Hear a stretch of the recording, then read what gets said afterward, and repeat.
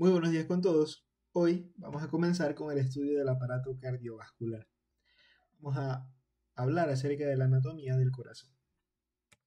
Los temas que vamos a revisar, obviamente vamos a dar una introducción sobre el tema, vamos a hablar acerca del pericardio, de la configuración externa, la configuración interna y por último la irrigación, drenaje venoso, drenaje linfático e inervación del corazón. Así que bien, para empezar, la angiología es la ciencia encargada de estudiar la circulación de la sangre, la circulación del quilo y la circulación de la linfa. Nosotros nos vamos a centrar en la circulación de la sangre, es decir, el sistema circulatorio, el cual se va a componer de dos estructuras principalmente. Una estructura que se comporta como una bomba y otras estructuras que se conforman como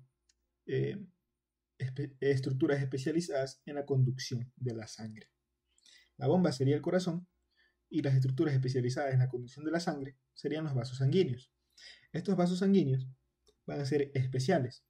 ¿Por qué? Porque si hablamos de las arterias, por ejemplo, estas arterias tienen la peculiaridad que van a ser vasos sanguíneos que van a nacer del corazón, nacen del corazón y se dirigen hacia la periferia o hacia un tejido que se encuentra en la periferia. Y van a tener la característica de llevar sangre oxigenada. Es por eso que en el ser vivo va a tener un aspecto rojo fuerte, va a ser un rojo fuerte, la sangre arterial. En cambio, las venas van a tener la peculiaridad que van a nacer de la periferia, nacen de los tejidos y van a terminar desembocando en el corazón. Y la característica peculiar que tienen estas es que van a llevar consigo sangre pobre en oxígeno o sangre rica en dióxido de carbono. Y es aquí donde ellas tienen el aspecto de un rojo oscuro. Va a ser un rojo tipo vino, un rojo oscuro. Y aquí esquemáticamente está pintado de un color azul. Pero no es azul, es un color rojo oscuro. Es por eso cuando nos cortamos también en la superficie nos sabemos cortar un poco y la sangre que sale es una sangre roja oscura. Es porque es sangre rica en dióxido de carbono o pobre en oxígeno. Así que bien.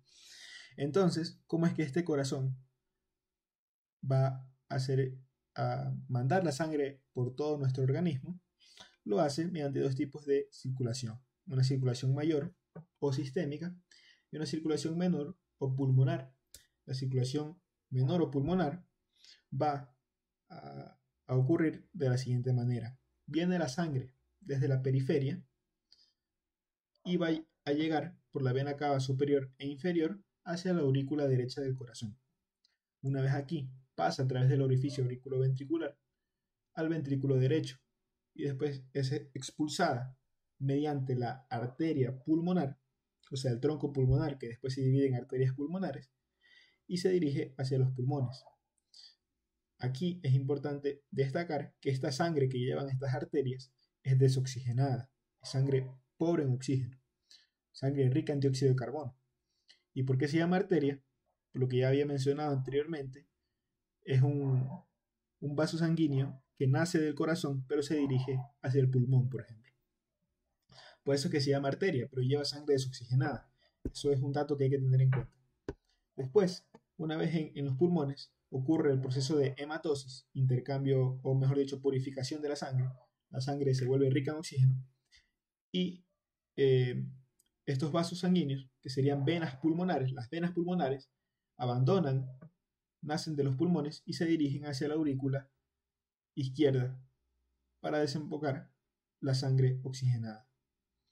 Y aquí, una vez en la aurícula izquierda, esta sangre oxigenada pasa por la aurícula por el orificio auriculoventricular al ventrículo izquierdo y es eyectada por la aorta hacia todo el organismo, como que se repite el ciclo. Y entonces aquí tendríamos ya explicado la circulación de la sangre hacia todo el organismo. Así que bien, ya estamos empezando a entrar en materia y ahora vamos a hablar acerca del pericardio. Al igual que los pulmones y las vísceras abdominales, el corazón posee una membrana compuesta de mesotelio que lo recubre, la cual se llama pericardio. Este pericardio se va a componer de un pericardio fibroso y un pericardio seroso. El pericardio fibroso es el que estamos observando aquí en la imagen de la izquierda. Va a encontrarse fijo en los grandes vasos, en el diafragma, y es el que lo va a mantener, a evitar que se mueva por toda la cavidad torácica. En cambio, el pericardio seroso se va a componer a su vez de dos capas. Este mesotelio se va a adosar a la pared del corazón, sería el pericardio, la capa pericardio visceral, porque está adosada al corazón, y se va a replegar sobre sí mismo. Se repliega y se pega a la capa del pericardio fibroso, y se va a llamar pericardio parietal. Y este repliegue que hace el pericardio visceral va a formar una cavidad entre ambas hojas del pericardio seroso, la cual se va a denominar cavidad pericárdica, por donde vamos a encontrar circulando un líquido que se llama líquido pericárdico, que es aproximadamente de unos 10 a 20 mililitros, y se dice que esta cavidad tiene una capacidad máxima de unos 800 mililitros aproximadamente. Entonces, con este mareo que acabo de hacer, vamos a tratar de resumir un poco. Acá tenemos pericardio fibroso, hacia afuera lo mantiene fijo el corazón. Después tenemos dos capas más internas del pericardio seroso. Pericardio seroso, en contacto con el corazón, también se denomina epicardio, sería el pericardio visceral, que este pericardio visceral se va a replegar sobre sí mismo, o sea, va a dar una vuelta, es la misma hoja, pero se da una vuelta, y se llama pericardio parietal, que va a estar en contacto con la pared, o sea, con el pericardio fibroso, y va a dejar un espacio entre ambas capas pericárdicas serosas, entre la capa visceral y la capa parietal, que se va a denominar cavidad pericárdica o espacio pericárdico. Y aquí va a circular el líquido pericárdico que va a permitir lubricar al corazón para que se pueda mover un poco, ¿no? Y evitar esa fricción que existe. Aquí mencionar también que a este nivel suelen haber infecciones bacterianas, virales, los cuales pueden producir un dolor precordial, ¿no? Y hay que diferenciarlo también de otro tipo de dolor precordial, pero eso se utilizan y podemos utilizar otros tipos de técnicas de exámenes de laboratorio, como sería el electrocardiograma, para poder para evitar confundirlo con un infarto agudo de miocardio, que es más grave. Eso como dato curioso. Así que bien, ahora continuemos y entremos a hablar en materia. El corazón es un órgano muscular tetracameral que se encuentra ubicado en el tórax, en un espacio virtual conocido como mediastino. Específicamente, dentro del mediastino inferior va a ocupar el mediastino medio, del cual hablamos en el video anterior de mediastino. Así que este corazón se va a encontrar fijo principalmente por el pericardio, como ya había mencionado, pero se va a permitir su movilidad. Además, se va a encontrar fijo por el diafragma y por los grandes vasos, como la aorta, el tronco pulmonar y la vena cava también. Este corazón va a tener un aspecto en el vivo de un color rosado y en el cadáver de un color rojo oscuro. Va a tener una composición, va a depender su composición. Si nos encontramos en el periodo de sístole, que sería de contracción cardíaca, o diástole, la relajación. Esto va a depender, porque si nos encontramos en sístole, la consistencia va a ser dura, y si nos encontramos en diástole, la consistencia va a ser blanda. En cambio, con sus dimensiones también van a depender si estamos hablando de un hombre o una mujer y si estamos hablando de un niño o un adulto mayor. Va a depender, pero va a tener aproximadamente unas dimensiones de unos 80 por unos 105 milímetros. En cuanto a su peso, asimismo también va a variar dependiendo la edad y el sexo, siendo mucho más pesado en los hombres y unos 10 gramos más ligero en las mujeres. Mientras que en los niños, de aproximadamente unos 10 años, suele pesar unos 105 gramos, perdón, unos 150 gramos. En el adulto ya pesa unos 250 gramos, promedio. Y así que bien, también va a depender la contextura del tórax, ya sea por anomalías congénitas o adquiridas, donde el corazón se puede disponer de otra manera que no sea ligeramente desviado hacia la izquierda y en el centro. Puede ser mucho más ancho, puede ser mucho más vertical, no, va a depender también del tórax. Y por último, este corazón para su estudio se lo describe como un cono o una pirámide invertida, en la que en él vamos a estudiar 4 caras, 3 bordes, una base y un vértice. Las caras serían una cara anterior o esternocostal, una cara inferior o diafragmática, 2 caras laterales o una cara pulmonar izquierda y pulmonar derecha, 3 bordes, uno superior, un borde derecho y un borde eh, izquierdo, una base y un vértice. Empezando a hablar acerca de la cara anterior. En esta cara anterior vamos a encontrar la presencia de un surco que se conoce como el surco coronario. Este surco coronario o aurículo ventricular se va a encontrar en forma de anillo, rodeando la parte de las aurículas y los ventrículos. O sea, va a separar al corazón en aurículas y ventrículos. Este surco coronario se encuentra a este nivel más o menos. Entonces, a la cara anterior me lo va a dividir en un segmento ventricular y un segmento auricular, que está por arriba y por atrás. El segmento ventricular, a su vez, va a presentar otro surco, que se conoce como el surco interventricular anterior, en el cual se va a encontrar descansando la arteria interventricular anterior, que es rama de la arteria coronaria izquierda, que ya vamos a hablar después.